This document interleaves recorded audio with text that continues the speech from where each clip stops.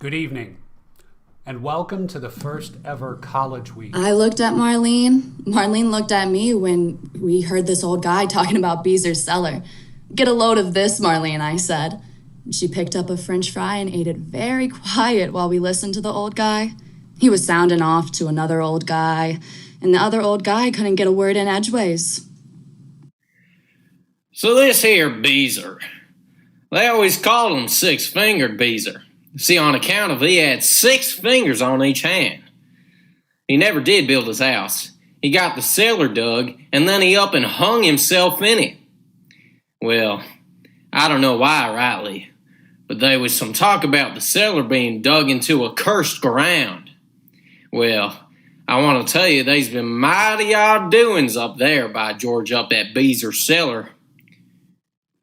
What? Well, fires. And lights at night.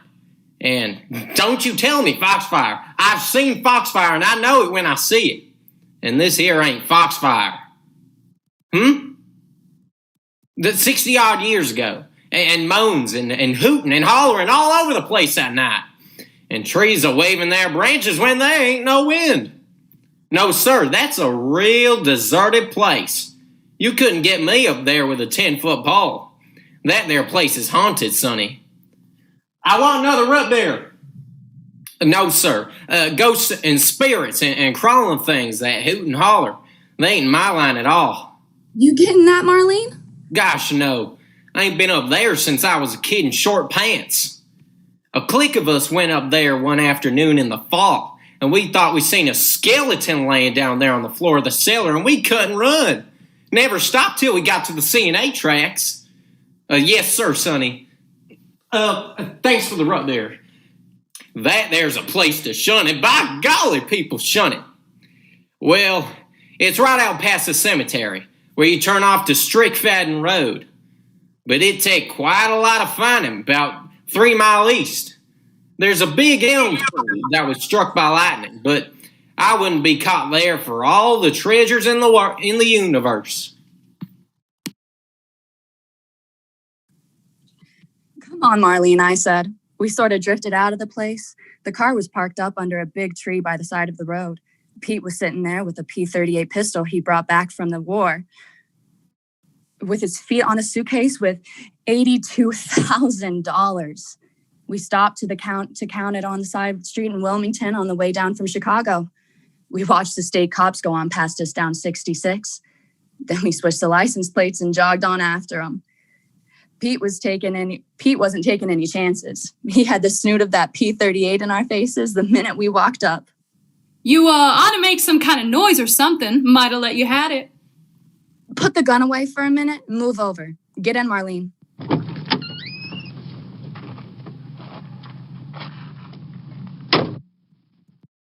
You bring me a sandwich?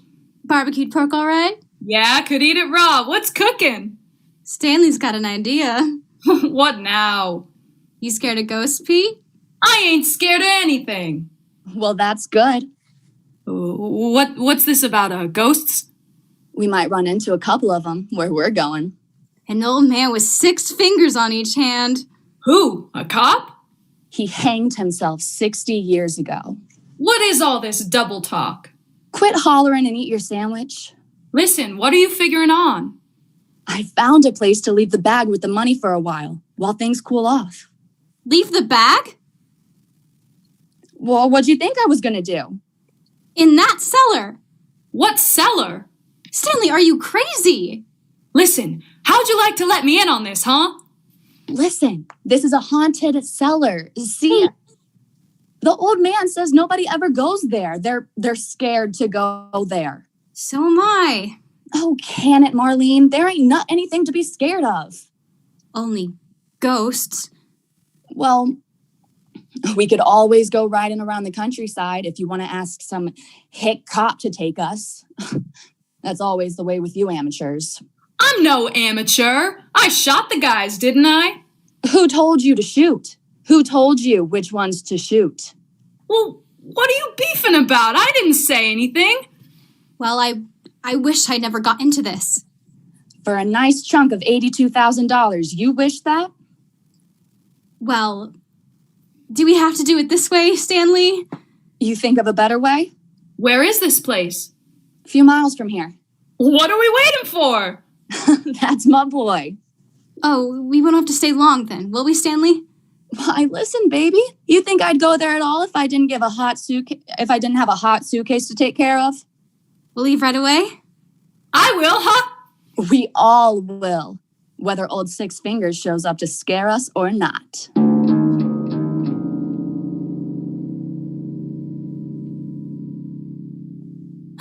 Don't, Stanley. Which way, Stan?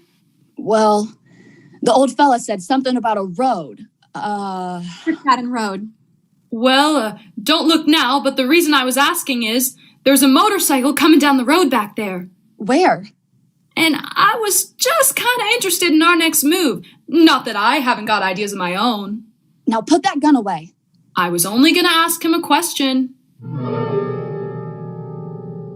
But Pete didn't have to ask him a question.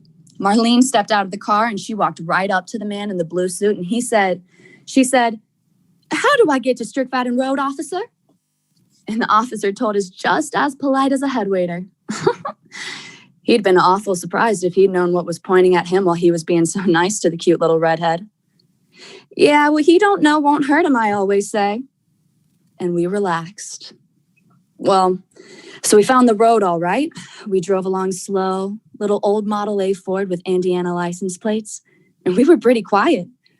I don't know what Pete was thinking about or Marlene, but I know what I was thinking about. Trees hanging low over the road, trees that moved their branches when there wasn't any wind, and lights in the night that wasn't foxfire, or whatever foxfire is. And pretty soon there was a great big old elm tree alongside the road, and it looked as if it had been struck by lightning. So we stopped, and there wasn't any trees waving their branches or any funny noises. But we found Beezer Cellar. I wish we hadn't.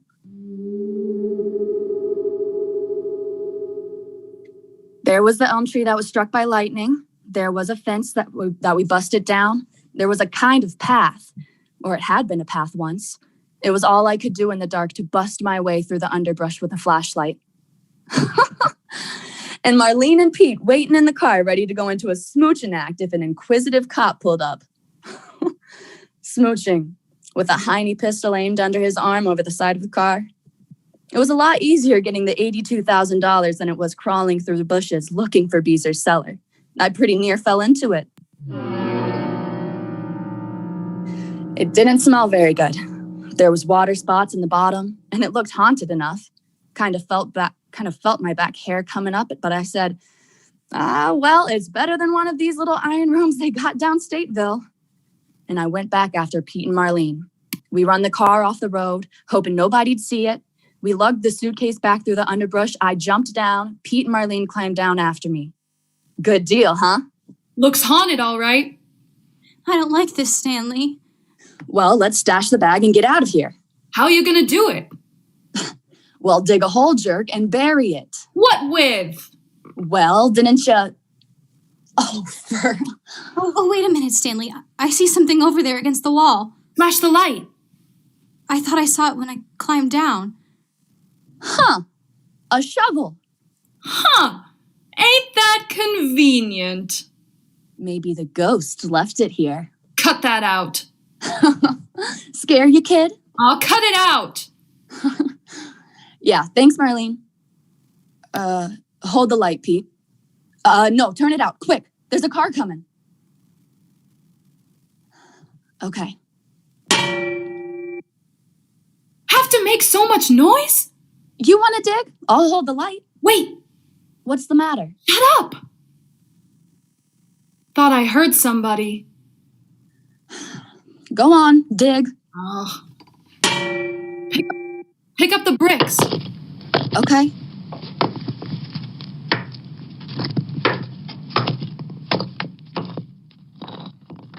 Let me hold the light and you can both dig. We'll get out of here quicker. Okay. Boo! Don't do that, Stanley. Nobody's gonna hurt you, kid. No, but Here, come back with that light. Come on, let's stop kidding around.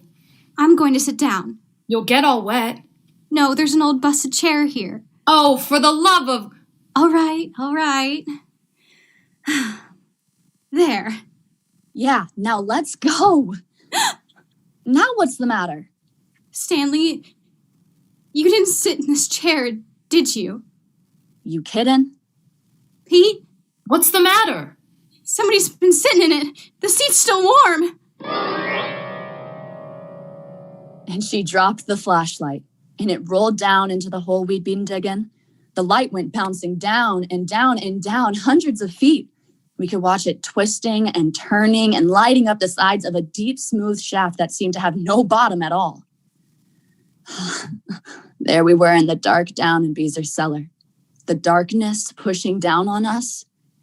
There was a sound somewhere way far off that seemed to come up to us from the bottomless pit we had opened.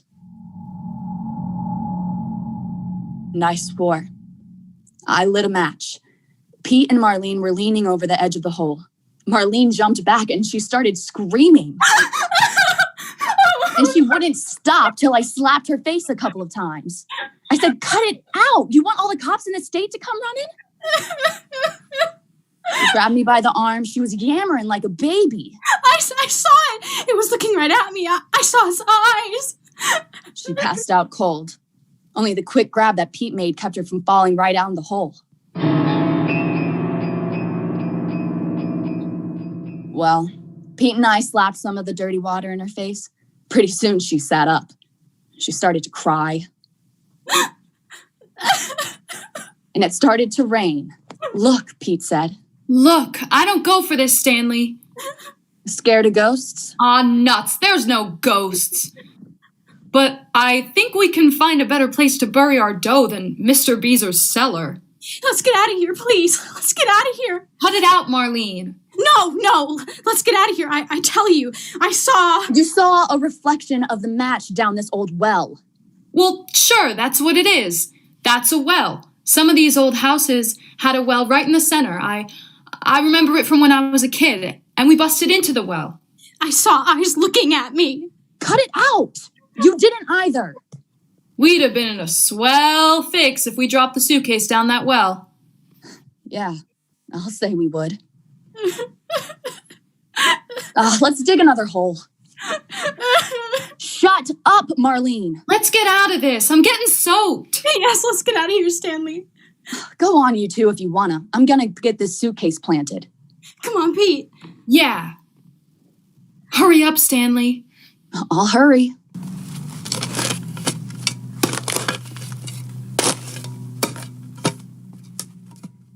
Wish you hadn't dropped that light.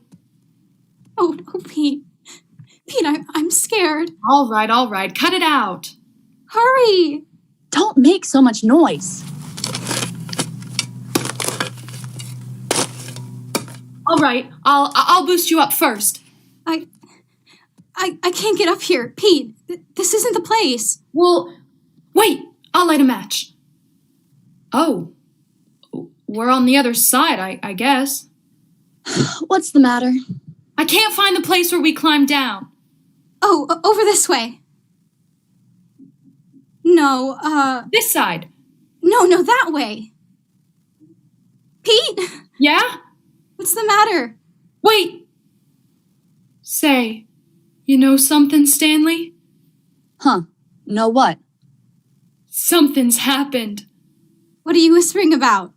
Listen, Stanley, I've been around the walls of this place, and that busted place in the wall where we came down ain't there anymore. Pete! What are you talking I'm about? telling you, Stanley, light a match and look for yourself. And I struck a match, and I shielded it carefully in my hands, and I looked around the walls of Beezer Cellar in the drizzling rain. And you know what? There wasn't any way out of that place that I could see. The walls, all 4 of them, were just smooth as glass. And from way, way down deep in the earth, I could just see a little bitty gleam from that flashlight. And I thought to myself, I see what Marlene meant. It does look like eyes now, don't it? Down at the bottom of a musty old cellar in the middle of the night, and a hole in the floor that goes down, I haven't got any idea how far, and rain, and a hysterical woman, and a suitcase with $82,000. And no way to get out of the place. Great, huh? Well, you can explain anything, can't you? The hole in the floor? Sure, that was a well. The eyes she thought she saw? Sure, that was the flashlight reflecting on the water down there. And the way we couldn't get out? Well, maybe the wall wasn't as busted down as I thought it was when we got into the place. Maybe we didn't notice how smooth the walls was. Yeah, sure. And how are you gonna explain that chair seat being warm when Marlene sat down on it? Yeah, that's right, Pete. I didn't want to come here in the first place. And those eyes scared the life out of me. There's no such thing as ghosts. Ha! You picked a swell time to make a statement like that, boy. Well, there ain't. Maybe there is no ghost, but there are other things. Like what? I don't know, like things that come up out of the ground. Oh, cut it out! Give me a cigarette, Pete. We gonna sit here all night in the rain? What'll I do? Fly out of here or something? Give me a match. Wait, I'll spit for you here. Let's get out of here. Wait till morning. We'll find a way out then. I wonder if we could reach the top of that wall if we stood on that chair.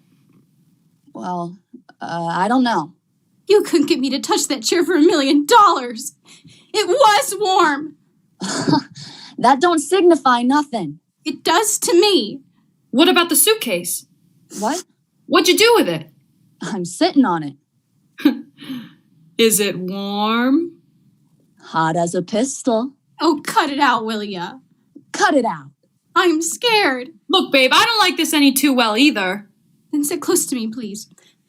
I'm cold. Move over this way. Well, don't worry, kids. In another couple of months, we'll come back and pick up our little prize package here. We'll be warm for life. All of us.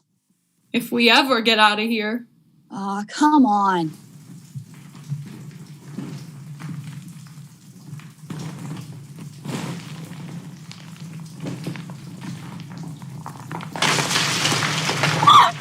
What was that? You do that, Pete? No, what was it? I don't know. Stanley? Oh, wait a minute, Stanley. I think I know what it was. What? Wait. Stan, What? come here. Careful now. In the dark dampness, I moved toward the sound of Pete's voice. He stuck my hand and put it on the edge of the hole I dug. See? What? A couple of bricks fell in the hole. Oh, Marlene, get back from the edge. What is it? Move back, honey. Oh, Stanley. Light a match, Stanley. You got him. You light one. All right, stand back a little. And in the light from the match before it fizzled out in the rain, I saw what had made that sound. 2 or 3 bricks had gotten loosened at the edge of the hole I dug and fallen in. And as I looked before the match went out, 2 more sagged and fell downward into that bottomless pit. Get back, Marlene, I yelled. Pete lit another match. Look out! A crack yawned open, and with a crash, a half a dozen more bricks tumbled into the hole. Below us, I could see the feeble glow of the flashlight way down there. Seemed to me that things crawled far, far below us in that horrible pit. Pete and I dragged Marlene away to the wall. There was a rumble. The mouth of the pit grew bigger. Seemed that the glow from down there was growing stronger. We sat there, huddled against the slippery walls, frozen cold with terror. Another section of the floor fell in. The whole floor's going! Come on, we gotta get out! Marlene sobbing and Pete and I scrambling at the slippery walls. There wasn't a chance. And the rumbling stopped for a second. We flattened ourselves against the bricks. In the light that came up from down there, I could see Pete's staring eyes and the tears of fright shining on Marlene's cheeks. I said, we gotta get out of here. Oh, Stanley! Help me up the wall, Stanley! Tain't no use to try, boys. You can't get out. And I looked up, and there, sitting comfortably on the edge of the cellar wall, grinning at us in the light that flowed up from the pit of the cellar floor, was the old man Marlene and I had heard at the roadside restaurant. The old man who told the lurid story about Beezer's cellar. Tain't no use to try. You're stuck. Oh, help! Help! Don't hoot and holler, lady. Look, old man, give us a hand, will you? I've heard tell of a feller long time ago that got down into this here cellar, just like you had done. Give us a hand! The floor's going! I know. The floor fell in with him, too. Well, help us! He killed a feller down towards Manito, and he'd come and hid here in the cellar. Give us a hand out of here. And the same thing happened to him. Never did find his body. More floor falling in, hey? Come on, give us a hand up out of here. Please help us. Please, please! What's down there? Fire and destruction. Listen, old man! What, boy? You know you hadn't ought to shot that poor feller at the bank up there in Chicago. Murder's bad. Listen, we got a lot of money down here with us. I know it. You're criminals. We'll split it with ya. Don't want no part of stolen money, bub. Oh, help us! Ain't much floor left, is there? They'll never find your bodies. Now listen, you old... Now, don't call names, bub. Pete, put that pistol down. That won't do you no good, son. Too bad. Listen, mister, look, there's a woman down here. Yeah! Criminal, like you two boys. But look out, Marlene. Oh, Stanley, there isn't any place left to stand. Here, Marlene! Kinda figured you was listening to me back there at So Weather Stand. Kinda figured you'd come a-kitting out here to the cellar. Mister, listen to reason. Please just reach down and give us a hand. Kinda figured I'd come along and watch and see what happened to you. Mighty interesting. Oh, if I could get my hands on you! Can't.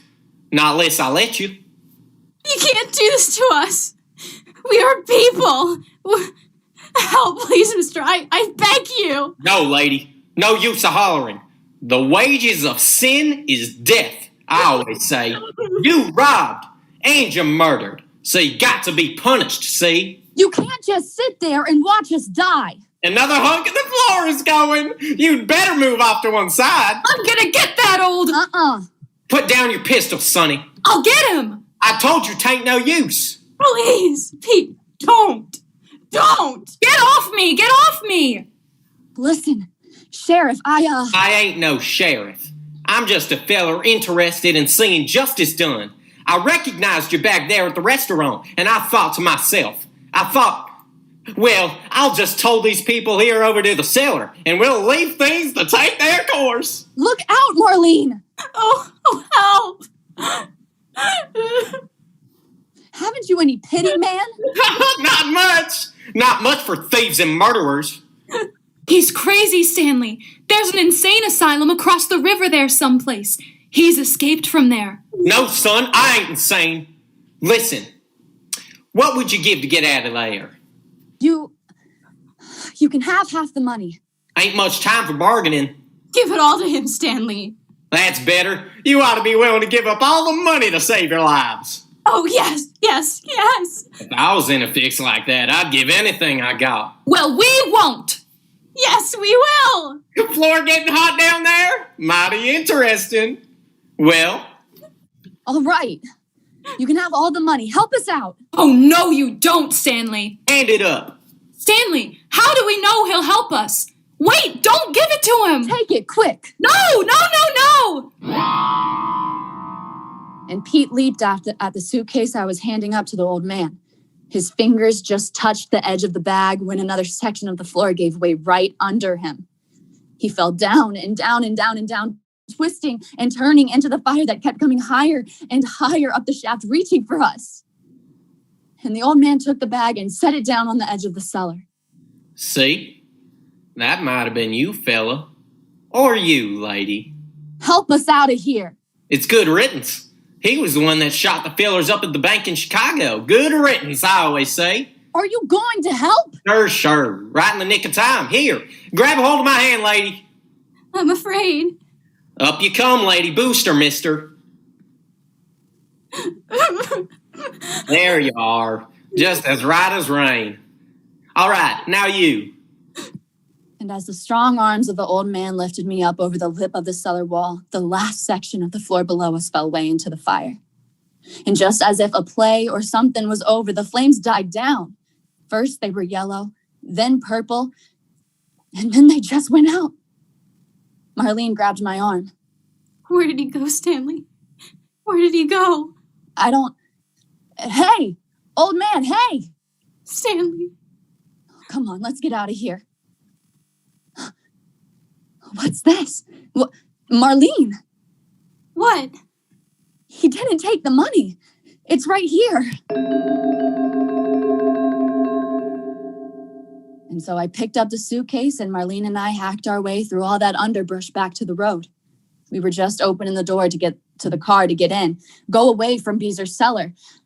And there was sawed-off shotguns in our faces and lights. I could see the state cop's badge behind the light. He laughed and said, "Come on, kids, we're going for a ride." It's very comfortable here in the little room in Stateville. And I hear that Marlene's all right, down there at the women's prison at Dwight. She can stay there for 20 years. Me? Well, I'm gonna move. They got a tight little room here for people that get mixed up in murders. Little room you can walk into, but you can't walk out. All modern conveniences, electricity and everything. Well, the old fella said the wages of sin is death. And I guess I'd rather be here than in Beezer's cellar. I really am pretty grateful to the little old fella. The little old fella with the 6 fingers on the hand that pulled me out.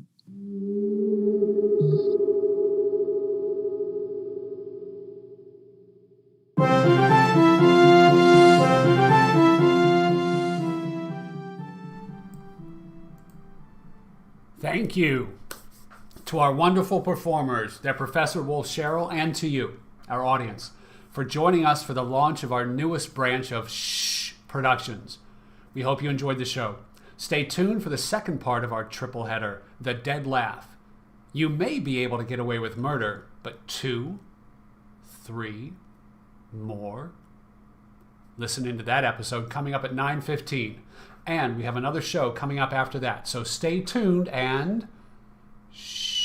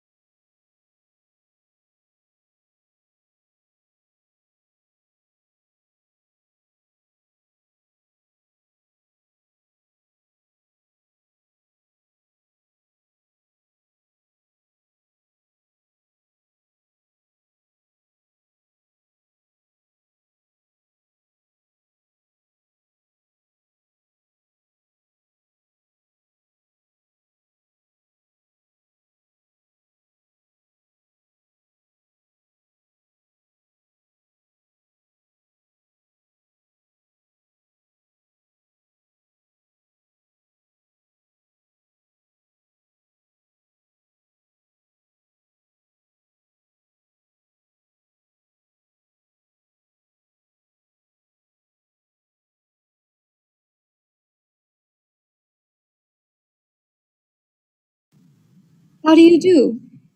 That's hardly likely. It's probably my face. It's so ordinary. And did you see who it was?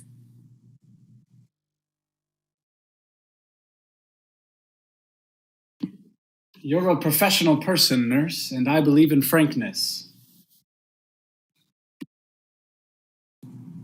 I killed Hicks. I'm willing to admit it now, but he was no good. Oh, Judge, you've nothing to reproach yourself for. These things happen. Richard, I want you to meet my new nurse, Margaret Cummings.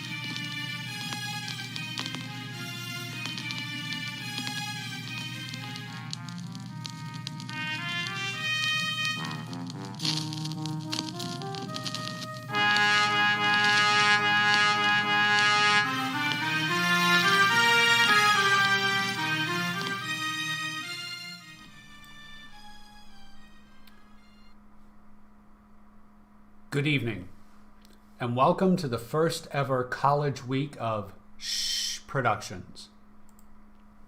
Good evening, and welcome to the first ever college week of Shhh Productions Vintage Radio Hour. Our collaboration, now grown to over 100 fantastic performers and technicians from across the country, Canada, and the UK, revisits the legacy of audio entertainment that harkens back to the golden days of radio, to bring you the students of Wolf Sherrill, a founding troupe member and James Madison University associate professor, in a collection of 3 shows filled with suspense, fear, and maybe a little murder. The upcoming show, The Dead Laugh, originally airing in 1946, features Chase Downey, Carter Crosby, Emma Mearns, Laura Wade, Nassif and Bracken Carter, in a tragic tale about most of the 7 deadly sins. So grab as much popcorn as you can and we'll have them all. Remember to stay tuned afterwards for the final show of our triple header. And now, shh.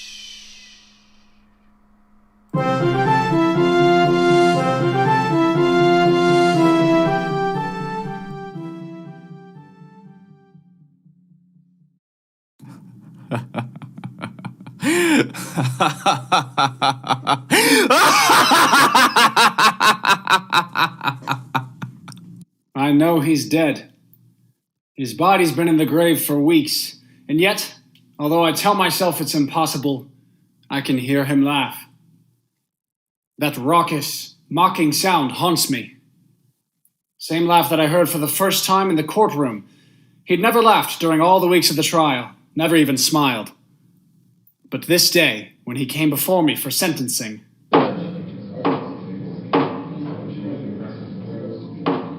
John Spencer, you have been found guilty of murder in the 1st degree. Do you wish to make a statement before sentence is imposed? I killed Hicks. I'm willing to admit it now, but he was no good. He got what he deserved. And everybody knows it. I'm not a killer. I never committed a crime before. And all I ask now is a chance. John Spencer, the jury took all that into consideration when it recommended life imprisonment. However, I have the power to ignore that recommendation. It is my firm conviction that to allow one man to take the law into his own hands is to encourage others to do likewise. I therefore override the recommendation of the jury and sentence you to be hung by the neck until dead. No, Judge, please, I've got to go. We were going to be married. All I ask is to live so I can see her every once in a while. You should have thought of that before you committed murder. It's easy for you to tell me what I should have done. But you won't always be on top. Maybe someday you'll be down here where I am. Oh, and when that happens, I hope they throw the book at you just like you're doing to me. Bailiff, remove the prisoner. Won't I be laughing when that happens? Wherever I am, I'll be laughing fit to bust.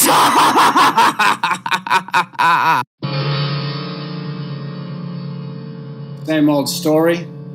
Prisoner pleads innocence or guilty with good cause, asks mercy. When clemency is refused, condemned man curses judge and hopes the judge will someday find himself in a similar plight. Spencer's outburst failed to move me in the slightest. I'd heard it many times before. I went home to forget about the Spencer case.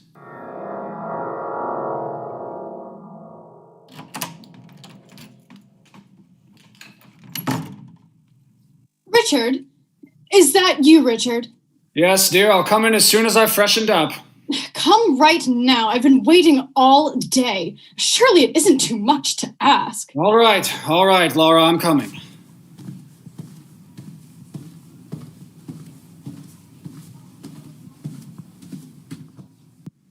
Richard, I want you to meet my new nurse, Margaret Cummings.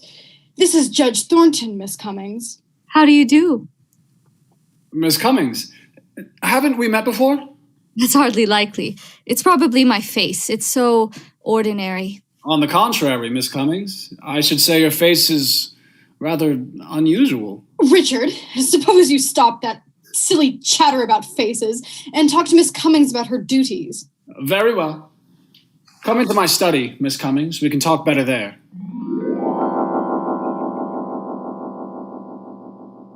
Sit down, please. There's not much to say, really. In the first place, my wife's heart condition isn't really dangerous. Yes, I gathered that from Dr. Fletcher. Oh, he told you about my wife, eh?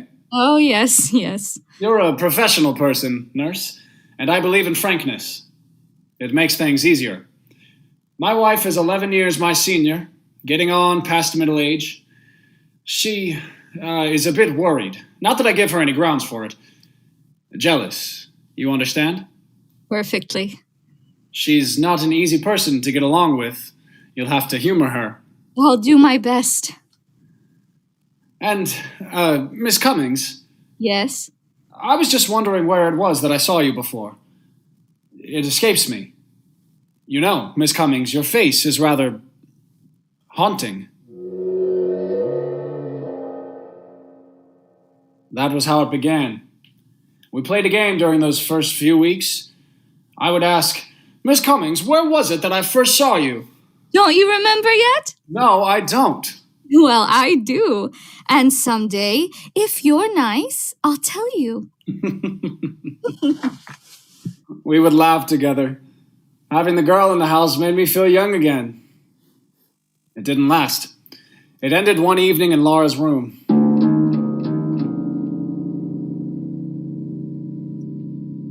Richard! Yes, dear? Put down that newspaper. I want to talk to you. I'm listening.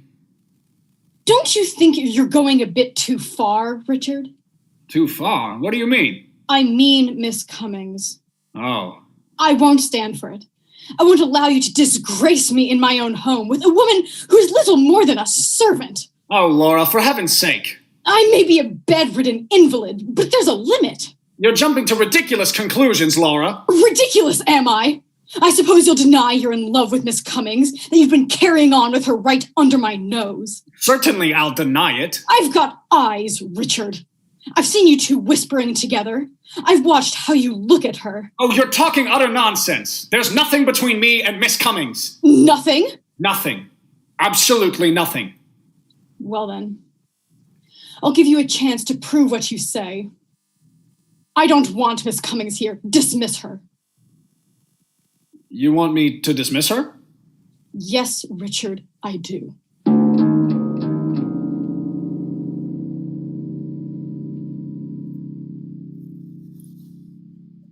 Ms. Cummings, well, this is going to be rather unpleasant. You see, my wife... Yes, I know. She wants me to leave. Yes, how did you know? I couldn't help overhearing the conversation. Well, then you also know why she wants you to leave.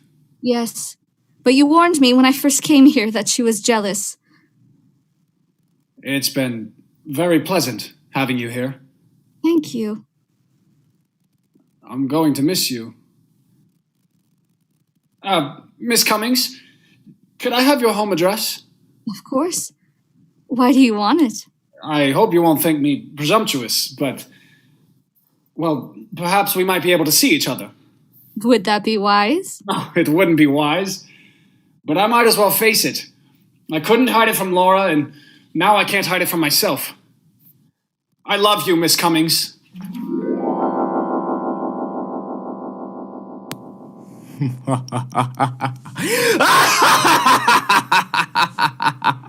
That night I heard Spencer's laugh for the first time since the day in the courtroom. I set it down as a figment of the imagination born out of a feeling of guilt due to my disloyalty to Laura. I put it out of my mind. I had other things to think about. The slip of paper with Margaret Cummings' address on it was in my pocket. A dozen times during the next week I picked up the telephone to call her, but something held me back. It was fear, I guess. Fear that if I saw her again, I would be taking a final, irrevocable step.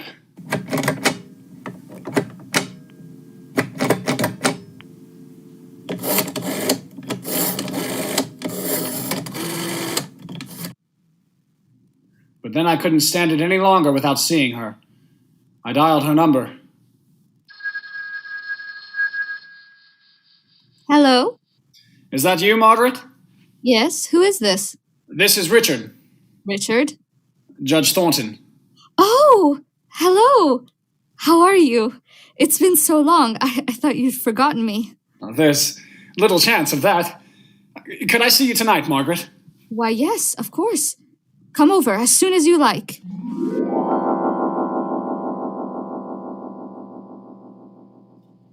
I dressed carefully. Examining myself in the mirror, I saw a tall man, still on the right side of 50, still trim in figure and distinguished in appearance. When I got to Margaret's apartment, my heart was beating fast, like a boy on his first date. Somehow, I don't know quite how it happened, she was in my arms. I was kissing her. Oh, Richard. My darling. Oh, no, we're being foolish. Sit down, darling. Here, beside me. Like this? That's perfect. Margaret, would you marry me? Mary, you can't be serious. I was never more earnest in my life. Aren't you forgetting a little detail? No, I'm not forgetting about Laura. She has a weak heart. She may die. And if she dies... I wouldn't count on it. Your wife takes very good care of herself. She may live to be 100. But if she should die, would you marry me? I don't know. It's not fair to ask me now. Not while your wife is still alive. Ask me later.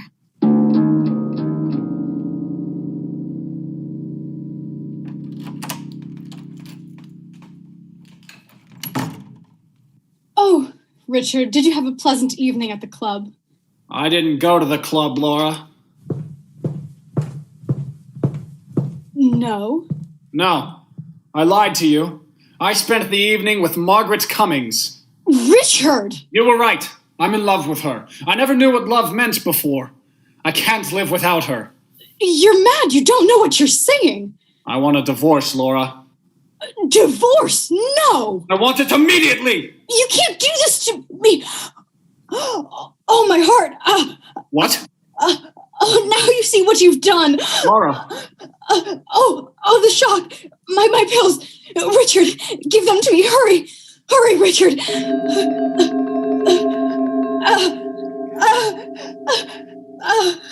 I knew she was pretending the heart attack, hoping to play on my sympathy. That was Laura's favorite trick. It always worked before. Not this time. This time, I would pretend until I was ready to act. I gave her the pills, watched her take them and sink back on the pillow. Oh, thank you, Richard. Feel better now? Yes, dear, much better. I don't know what I would have done without you here. I would have died. Oh, Richard, say you didn't mean what you said before. Oh, don't you see I couldn't go on living without you? You won't have to, Laura. Then you won't leave me for that girl. I'll take care of you. Here, let me make you more comfortable. Your pillow needs rearranging. Yes, it does. Richard, what are you doing? I'm fixing the pillow. Lie still. Stop twisting around. This isn't much different from a heart attack.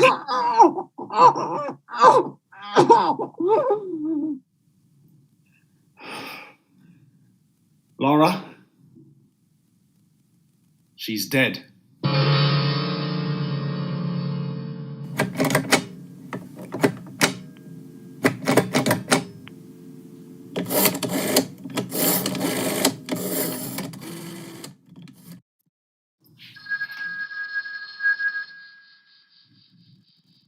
Hello? Dr. Fletcher?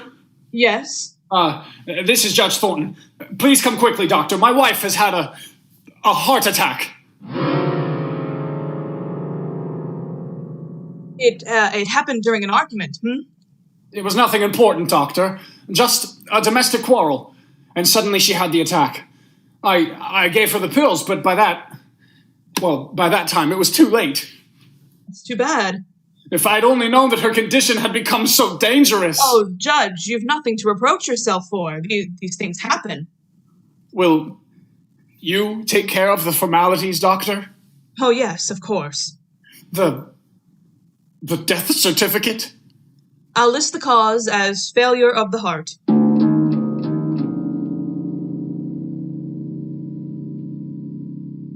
There was no need to act the part of the stricken husband after Dr. Fletcher left. I stood down looking at Laura's body. She was dead. And Dr. Fletcher's certificate would clear me of any suspicion of murder. I was free. Free to marry Margaret.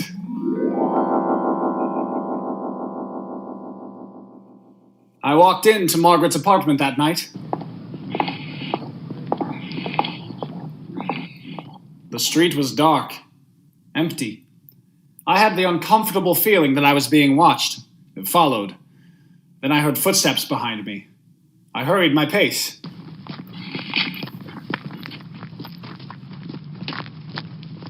The man behind me did likewise. Frightened as I was, I decided to stop and confront the follower.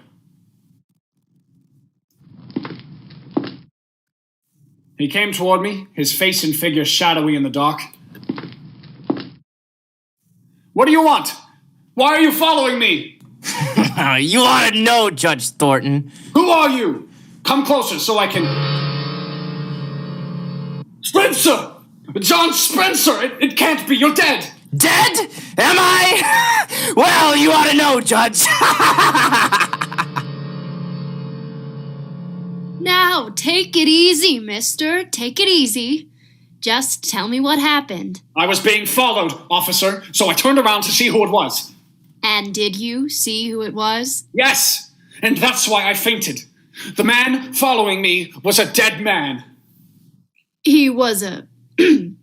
What's that? The man following me is dead. I know he's dead, officer. I ought to run you in. You're crazy.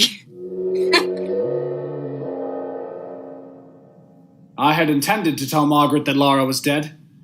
I meant to ask her to marry me. But the encounter on the street drove those thoughts out of my mind. Arriving at her apartment, I went directly to the window and looked out. And there, across the street, leaning against the wall, I saw John Spencer. Richard, I'm insulted. What? You didn't kiss me. You haven't even said hello. Oh, I'm sorry, dear. But that man across the street, he can't be real. And yet, if he isn't... What man, Richard? Don't you see him? No, there's no one across the street. He was there a moment ago. I turned my head to talk to you, and now he's gone. Darling, you're trembling. You must be sick. Don't look at me like that. Richard, what's the matter? I guess I am sick. I'd better go and have a talk with Dr. Fletcher. Yes, I remember the Spencer case very well, Judge Thornton. You could have spared Spencer's life but didn't, and now you imagine that he follows you? Yes. But the man is dead. Then it was his ghost that followed me. His ghost I spoke to. His ghost that laughs. There are no ghosts, Judge Thornton. With one exception. The ghosts we carry about inside us. What do you mean? Well, these things you hear and see, these are hallucinations brought on by feelings of guilt. Spencer's been dead for weeks, so the question is, why should you experience guilt feelings at this late date? I don't know. Well, psychiatry has an explanation. Often, in such cases, one refuses to face the guilt object and transfers his guilt feelings to some other person. What are you driving at? I'm suggesting that your guilt feelings are not caused by the Spencer incident, and I'm going to ask you a blunt question. Did you murder your wife? Why, of all the idiotic... Now, just a moment, Judge, just a moment. I've been rather uneasy about the circumstances of Mrs. Thornton's death. But you yourself diagnosed it as a heart attack! I accepted what you told me that night. A superficial examination of the body did indicate such a conclusion, yes, but your wife's cardiac condition was mild. Now, your guilt feelings lead me to suspect... Murder talk is ridiculous. Were there any signs of struggle? Any marks of violence? Of course not! Mrs. Thornton might have been suffocated. Oh, nonsense! Perhaps. At any rate, I intend to recommend to the coroner that an autopsy be performed. An autopsy? Yes. It would determine whether or not the death was due to suffocation. You should have no objection, if I am mistaken. You meddling fool! Judge Thornton, put down that paperweight! You're so clever! Stay away from me! Ugh! I've gone too far now to stop at another murder!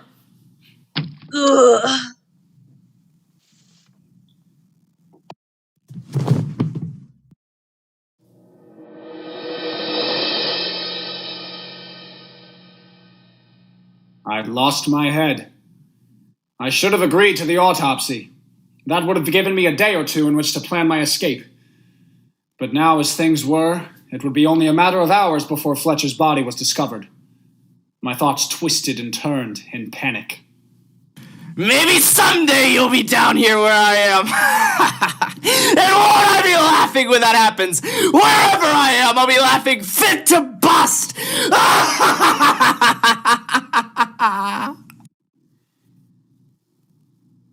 I ran. Ran like a frightened child. I needed help, and there was no one to turn to.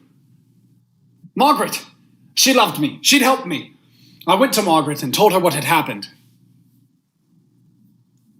You killed your wife? For you, so we could be married. And then Dr. Fletcher. I had to kill him, Margaret. He was going to recommend an autopsy. Why did you come here? We've got to run away. We still have an hour or two. We could charter a plane to Canada or Mexico. What makes you think I'd run away with you? I thought you loved me. Don't be stupid. I'm going to turn you over to the police. Margaret, you can't mean that. Can't I?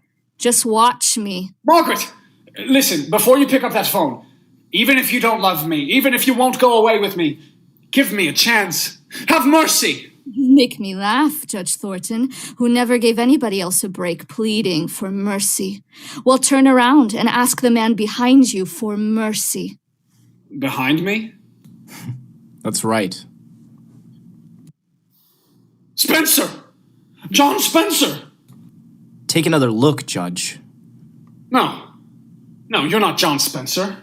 There's a resemblance, but you're not John Spencer. I'm his brother. You're the man that was following me. That's right. I was tricked, led on by Margaret to kill my wife, and forced by you to betray myself to Dr. Fletcher. But why? Why, Margaret? Why did you do this? For revenge. Revenge? Yes. The first day I came to your house, you thought my face was familiar. Well, now I'll tell you where it was that you first saw me. It was in the courtroom at John Spencer's trial. The courtroom. Yes. Yes. Remember how he begged for mercy. He told you he had a girl, that he was engaged to be married, and you could have given him his life, but you sentenced him to his death. Were you the girl? Yes. Spencer, did he know about this? All this was his plan, his revenge.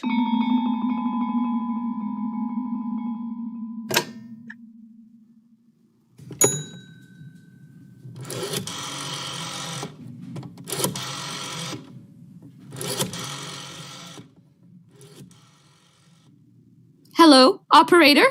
Give me police headquarters. I want to report a murder. Yes, that's right, a murder. Tell them it's very important to get here as soon as they can. I'm waiting now for the police to come. For the trial. For the sentence, which I know will be death. As I wait, my thoughts go back to the courtroom. You won't always be on top. Maybe someday you'll be down here where I am. And when that happens, I'll be laughing.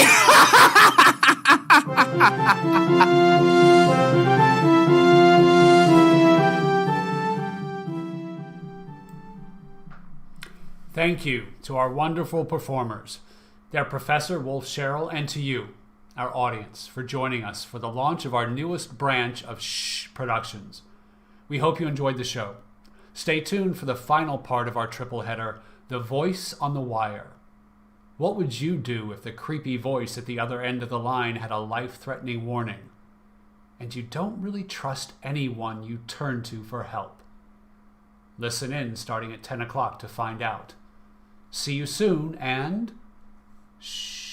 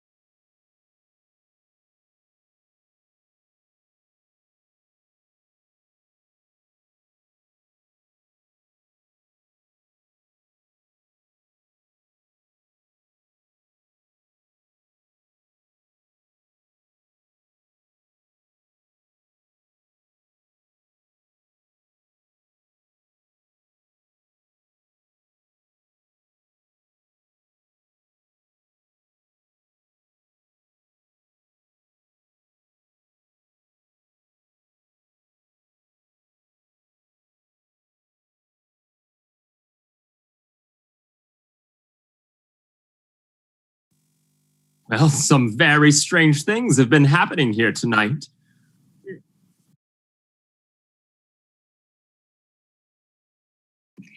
Because I think he's a murderer.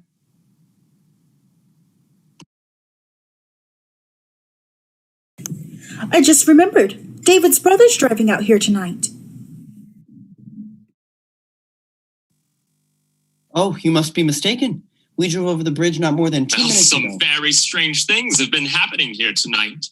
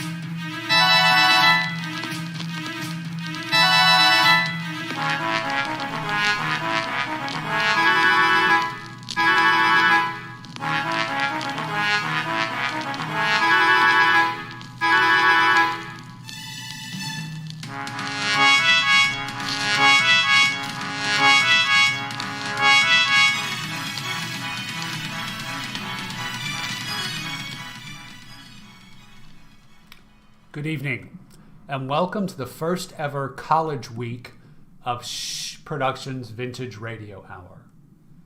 Our collaboration, now grown to over 100 fantastic performers and technicians from across the country, Canada, and the UK, revisits the legacy of audio entertainment that harkens back to the golden days of radio to bring you the students of Wolf Sherrill, a founding troupe member and James Madison University associate professor, in a collection of 3 shows filled with suspense, fear, and maybe a little murder.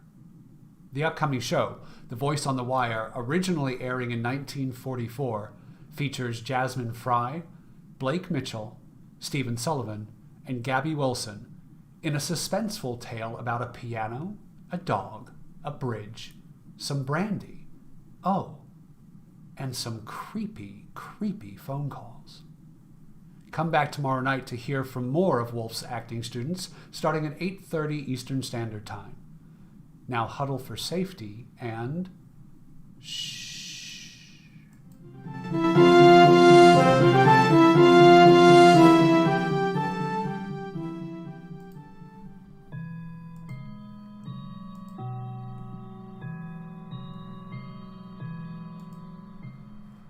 You have got to get a hold of yourself, Geraldine. I can't help it, Doctor. You see, it starts every night about this time. What starts? The music. David's last composition. I hear it being played on the piano. And the notes seem to come from the old house. The house where David died in the fire. Well, perhaps someone is playing that piece on the piano. Someone on the island.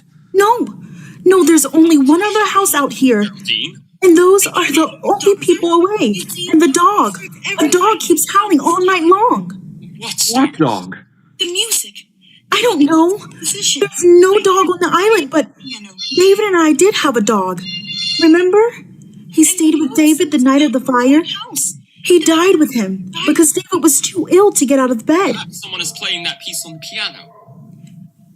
There it is again. It's amazing. That's a real dog somewhere on this island. Oh, do you think so? Why, of course. Probably some stray got across the bridge or swam over from the shore. Well, you see, Oh, excuse me, Doctor. Certainly. Hello?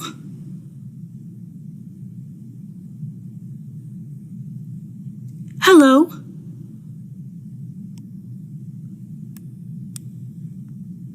Yes, speaking. Who is this?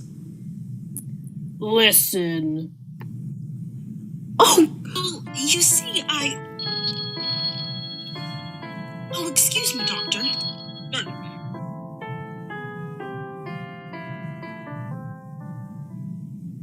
Good heavens! You have 4 hours to live, Mrs. Reeves. 4 hours to live. What? What did you say? Hello? Hello? What's Hello? the Geraldine? The music! The same music! I heard it again. What? Over the phone. Someone's playing it on the piano. It must be some sort of prank. No. A man spoke to me. He said I have 4 hours to live. 4 hours to... Here, let me have that phone. No. It's no use. He's rung off. Well, we might be able to trace the call. Hello? Operator? Operator? Somebody's trying to kill me. Hello, operator? Operator?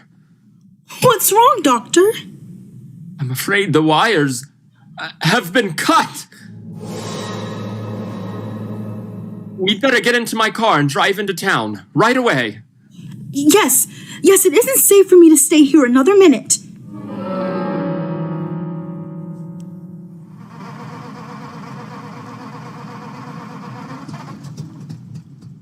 Can't understand it. The motor won't turn over. Somebody must have meddled with this car while we were in the house. Well, try my car, Doctor. I think perhaps I'd better. Is it in the garage? Yes, I left it. Great heavens, it's gone! The garage is empty. The car's been stolen. Now let's not lose our heads, Geraldine. But... We're not completely cut off yet. If we can't use a car, we can still walk. But it's almost a mile to the bridge, and the road is so dark down along the water. It won't be too dark with the flashlight. We can go down through the woods to the edge of the water and walk along the shore.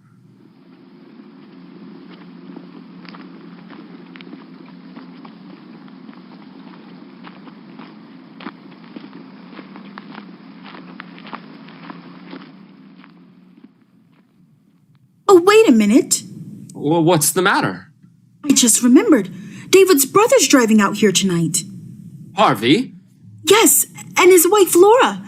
They said they'd be here by 8:30, and if we wait for them, they can take us back in their car. What do you think, Doctor? That's safer than trying to make it alone. If we wait here, perhaps we can watch the bridge and see them coming. Heaven's sake, Geraldine, what are you staring at? The bridge, Doctor! The bridge! Look! This end's... it's been washed out!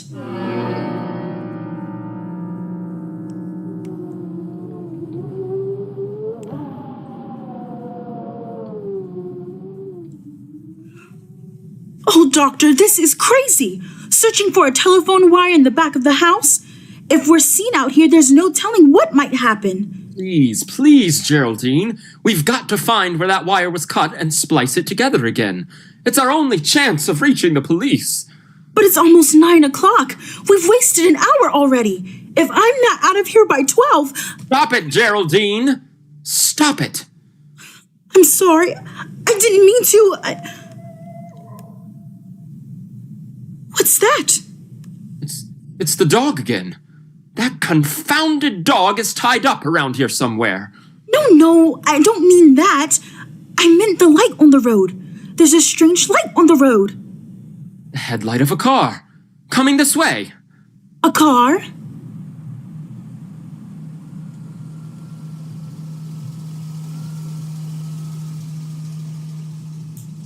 Yes, quick, behind the house and stay out of sight. It's turning into the driveway. How could a car have come out on this island with that bridge out? Shh.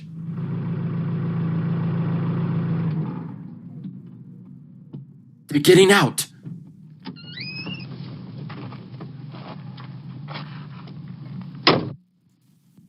Oh, why, it's Harvey and Laura. Good heavens.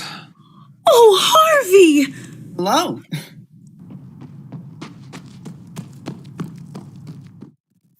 Harvey. Oh, Harvey, Well, for Pete's sake, Jerry, what are you doing? Playing hide and seek with us back there? Oh, Harvey, I'm so glad you've come. Jerry, what's the matter? Oh, everything. But first you've got to tell us how you got here. Why, we just drove over the bridge and on up the road the way we always do. But how could you drive over the bridge? It's been washed out. What? Well, I saw it with my own eyes, and Dr. Priesting saw it too. Didn't you, Doctor? I certainly did. Oh, you must be mistaken. We drove over the bridge not more than 2 minutes ago. Are you sure you haven't been on the island longer than that? Oh, I'm positive. Why? Well, some very strange things have been happening here tonight. Geraldine's life was threatened. Her car stolen and mine tampered with. What? What are you talking about? Look, I'll show you.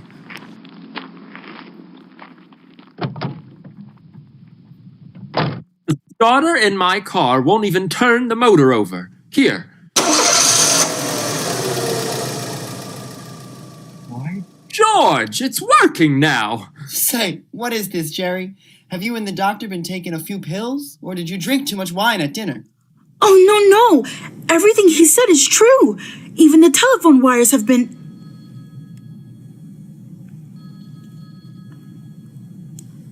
I must be going out of my mind. That is my telephone ringing, isn't it? Yes, of course. Aren't you going to answer it? I'm almost afraid to. Come with me, Harvey. Will you? While I do? Sure.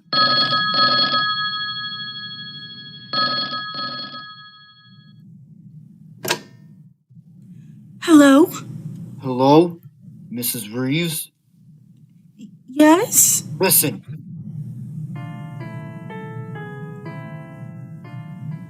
It's 9 o'clock, Mrs. Reeves.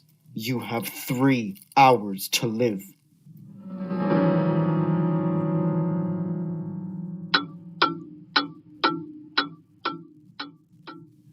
I can't stand this waiting. This endless waiting. Why don't the police come? Easy now, Jerry. They'll be here. You only phoned them a few minutes ago.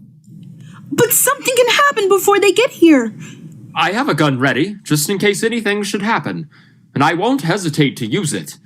You have a gun, Doctor? Yes. Geraldine gave it to me before you arrived. Oh. What's the matter? You trust me with a gun, don't you?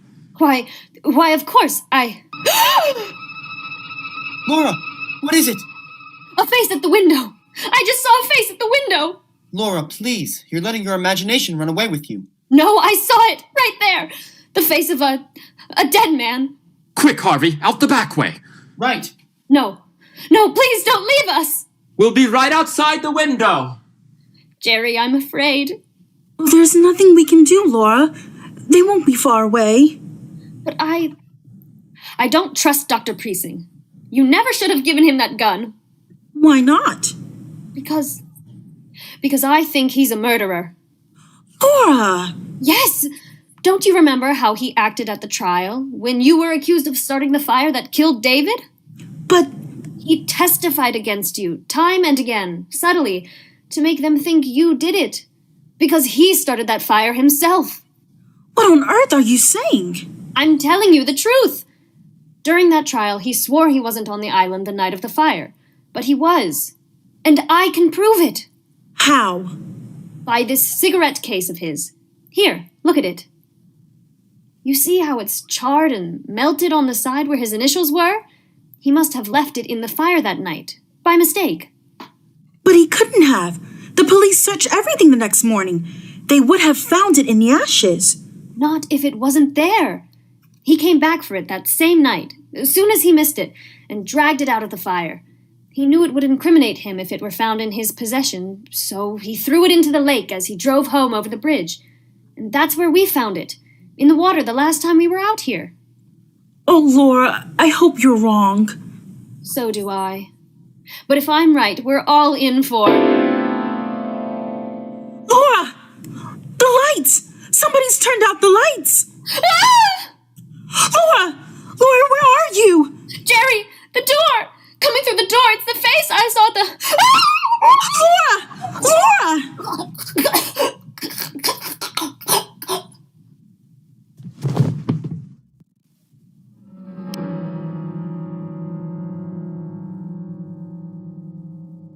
It was meant to be me, Harvey. Whoever came through that door intended to kill me. Jerry, please. How is Laura, Doctor? I'm afraid I can't do anything for her, Harvey. She's passed on. Oh. Laura, darling. You'd better not touch the body, Harvey. Oh, leave me alone. You've done enough already, Dr. Precinct. I beg your pardon? You have a lot of explaining to do when the police arrive, Doctor. I'll tell them how you ran away from me out there before the lights went out, and how you were in here in this room when they went on again. Harvey, don't say things you'll regret later on. Just a moment. Where is this cigarette case Laura had in her hand when the lights went out? What cigarette case? You know the one I mean, Dr. Precinct. The gold one that was charred in the fire. I haven't the faintest idea what you're talking about. I have. And if you're as innocent as you claim to be, you won't mind being searched. Not at all. Go right ahead. I will. Whom are you calling, Geraldine? The police. I can't understand why they haven't arrived yet. It's almost 10 o'clock. Maybe something's happened to them on the way. Maybe their car broke down. Their car, too? Huh? Nothing. Only it seems as if your car's the only one that works when you want it to. Headquarters. Oh, Sergeant! Sergeant! I can't understand why your men aren't here yet. A murder's been committed. Do you think you've been calling the police department all this time, Mrs. Reeves?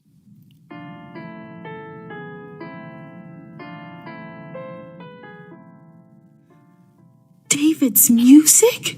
It's 10 o'clock, Mrs. Reeves. You have 2 more hours.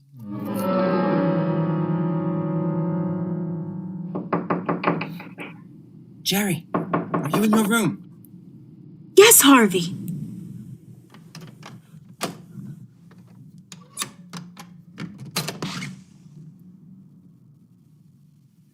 What is it? This is our chance, Jerry. We've got to run away from Dr. Precinct now, while we're alone. Yes, of course, Harvey. But how will we go? In my car. It's just... Wait a minute. Listen. What is it? Sounds like footsteps in the living room. Precinct must be in there. No, I saw him go outside. He said he wanted to see if he could find the dog.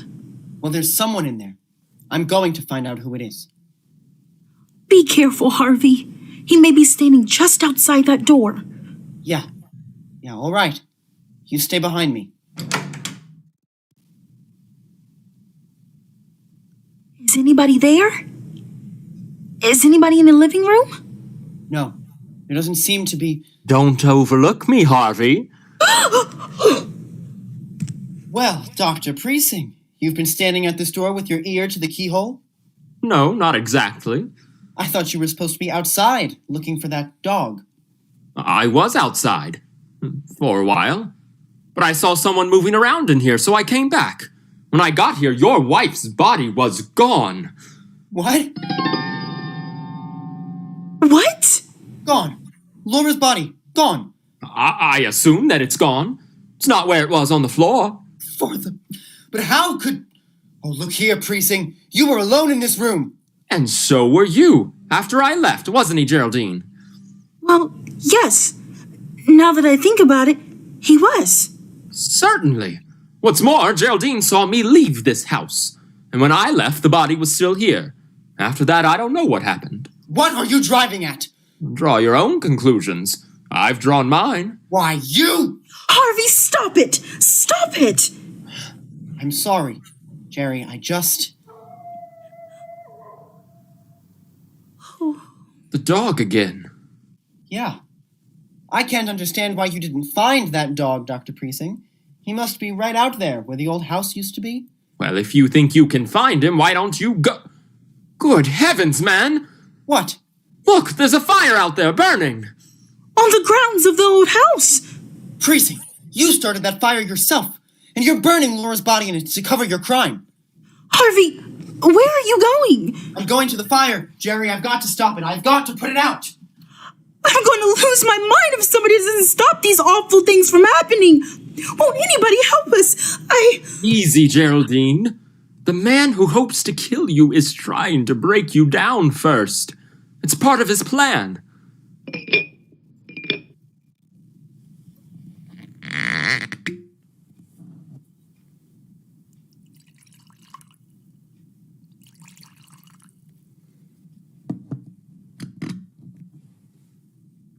Here, take a sip of this brandy. It'll help you. All right. Thank you, Doctor. What's the matter? Oh, nothing really. I just don't care for any brandy just now. What's wrong with it?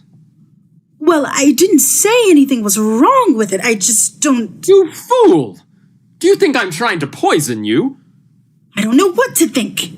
Here, give me that brandy. I'll drink it myself. There. Believe me now? I don't believe anyone. Listen to me, Geraldine. I'm the best friend you have in the world right now. You've got to understand that. Because there isn't much more time. We've got to get away from Harvey while he's still out there.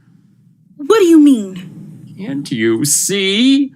He's trying to kill you. That's a lie. Isn't, Geraldine. Harvey's the one that's lied to us. He and Laura both. They intended to kill you when the lights went out, but in the darkness, Harvey made a fatal mistake. He thought it was you he was strangling, not Laura. I won't believe that. The truth! They never drove across that bridge at 9 o'clock tonight. They've been here on this island all evening. How do you know? Because we saw that bridge with our own eyes. And I just saw it again 5 minutes ago. It's still down. You're lying. Come out and see it for yourself. You're just trying to get me out of this house. Not being such a fool. Here, take this gun. If it'll give you any security, take it. And hold it in my back while we're out there. But for heaven's sake, let's get away from Harvey while there's still a chance. All right. Give me the gun. Here. Now you keep in front of me all the time. And I'm warning you, if you make one false move, I'll kill you in cold blood.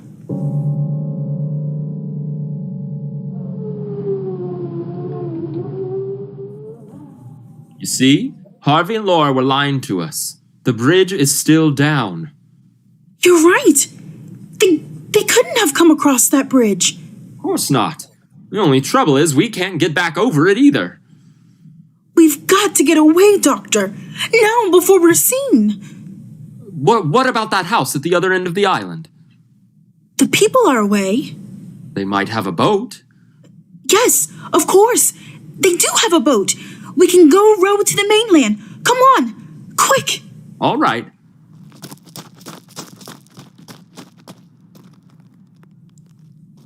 I have a feeling we're being followed. It's your imagination. Hurry, Geraldine, hurry!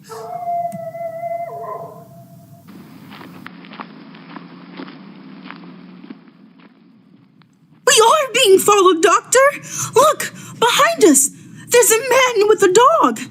Good heavens! It's just like the dog you owned. The one that died in the fire. Yes! And the man! It's David!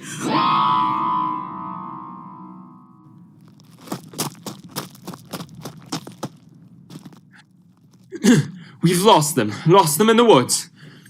They can't be far behind. It doesn't matter now. The house is just ahead.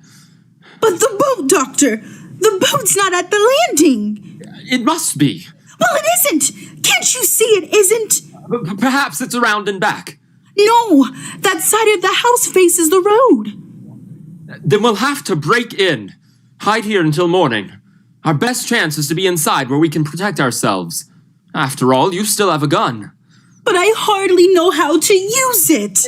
Give it to me. No! You still don't trust me, do you? I don't know, Doctor, but I'm the one who's being threatened. So I really should have the gun. Very well. Wait here. I'll break through the window and come around on the inside. Did you hurt yourself? No, I'm all right. Just wait there for me and I'll unlock the door. Oh, hurry, Doctor. Please hurry. They're on our trail again. Come inside, Geraldine, quickly, and lock the door behind you. What's wrong, Doctor? Nothing's wrong. We're in luck. There's a phone here, if it hasn't been disconnected. Hello? Hello, operator? This isn't the operator. Tell Mrs. Reeves it's 11 o'clock. She has 1 more hour to live. 11:30. I won't leave this house. I'm not going to run away any longer. If they're going to kill me, let them come here and do it. Only for heaven's sakes, why don't they just do it already? Why don't they come here and get it over with instead of waiting until 12 o'clock? Geraldine, please. Well, I can't stand it any longer. I'd rather die than rather go any more with this torture. I just can't. Sit down for a moment. Relax. Try to ease your mind. Oh,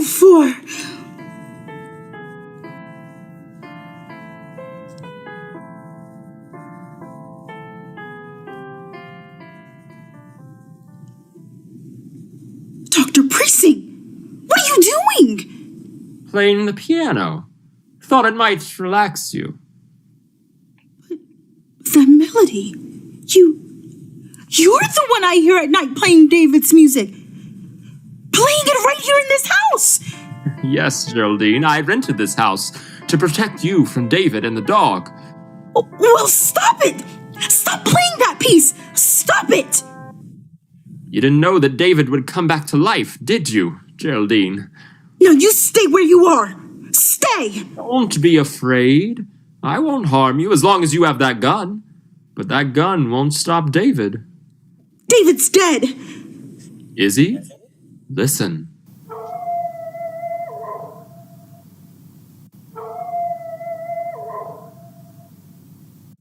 It's right outside the door. And in a moment, he'll be here to take you with him. No!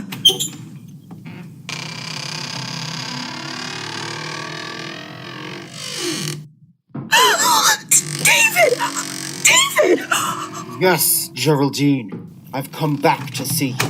In spite of everything you've done. Stop! You killed me, didn't you, darling? You started that fire because you knew I was too much of an invalid to get out of bed. Stay where you are! You hated me, Geraldine. Stop! No!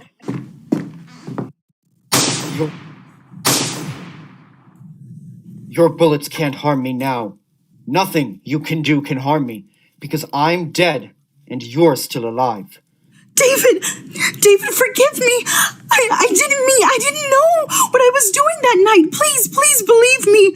I was so sorry as soon as I started that fire, but it was too late then. I couldn't put it out. I just couldn't. How dare you?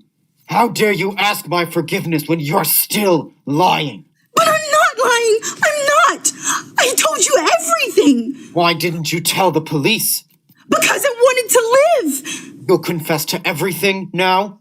Oh, yes, David, I will. If you only leave me alone. Please. It was my cigarette case Laura found in that water.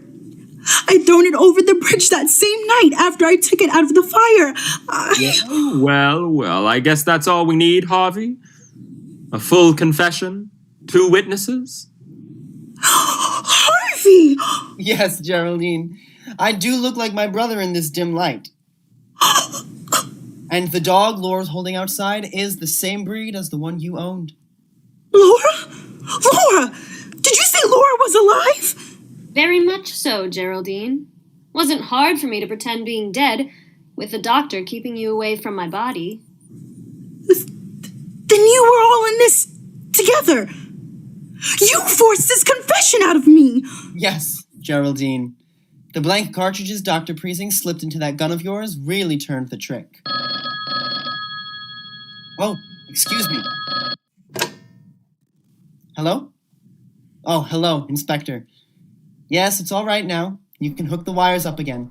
She's told us the truth. And you'd better get to work on that bridge right away. It's, still down.